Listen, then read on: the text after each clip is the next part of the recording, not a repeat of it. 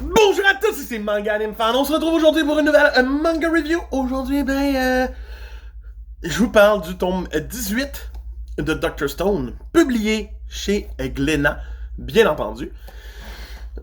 Tome 18 sur 26, on n'oublie pas que la série est conclue au Japon. La fin m'avait laissé sur ma faim. J'ai hâte de voir si en relisant, ça va aider.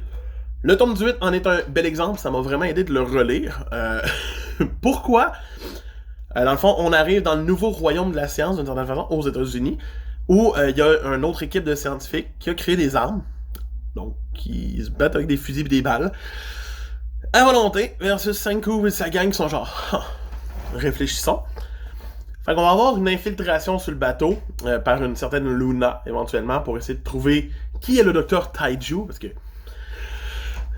ils ont menti sur le fait que Senku était le docteur. On va apprendre que c'est Xeno, l'autre méchant, qu'on voit sur la cover d'ailleurs, l'autre scientifique. Et éventuellement, de fil en aiguille, on va apprendre que Senku et Xeno étaient maître et élève. Donc Xeno était le maître de Senku pour apprendre les fusées. C'est quand même très intéressant à voir parce que ça nous rajoute une nouvelle notion, d'une certaine façon, que l'ennemi présentement est la personne qui a le plus aidé Senku à devenir la personne qui est. Fait que c'est quand même assez intéressant à voir. On va avoir deux chapitres de Total Flashback qui se passent juste avant, le premier chapitre juste avant que la Terre redevienne pétrifiée. Et après ça, on va avoir un chapitre où la Terre se fait pétrifier, puis on voit Xeno se faire libérer au même moment que Senku.